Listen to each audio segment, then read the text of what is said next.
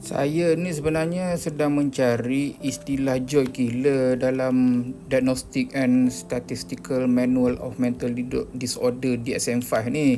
Belik punya belik mencarilah yang ada feeding and eating disorder. Apa lagi ni? Ada trauma, ada anxiety, ada depression, ada yang macam-macam lagi lah, mental health punya situation. Depression pun ada kan. Jangan dibuatlah benda-benda yang tak baik itu. Mana yang dilarang oleh Islam kita jangan buat. Okay, bipolar and so on.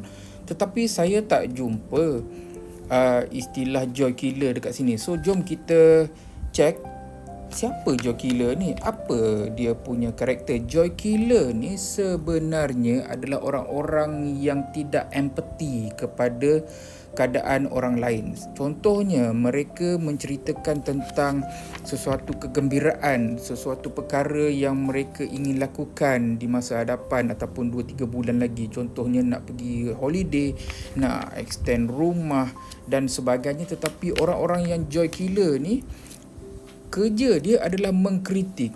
Dia akan cakap dekat kita ataupun dia cakap dengan orang lain, tak perlu je buat extend rumah ni, tak perlu je nak pergi holiday tu semua, membazir. Dan yang seterusnya, karakter mereka ni, mereka ni sebenarnya mudah terancam atau tidak rasa secure terhadap diri sendiri. Kan, orang-orang yang joy killer ni mungkin ada iri hati ataupun mereka tidak pernah dapat peluang sebelum ini dalam kehidupan mereka. Itu yang mereka rasa macam mengkritik lagi baik. Kalau aku tak dapat pergi, orang lain pun tak dapat nak pergi, gitu.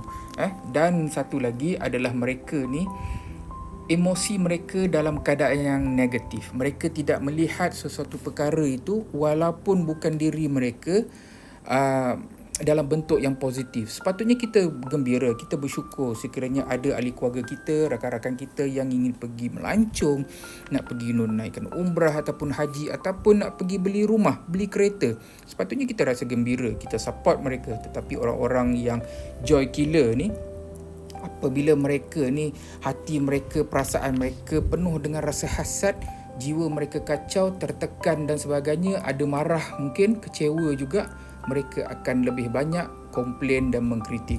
Okay, so jangan jadilah joy killer ni, tak best lah. Okay, jom kita terus bacakan DSM-5 ni, nak khatam. Assalamualaikum.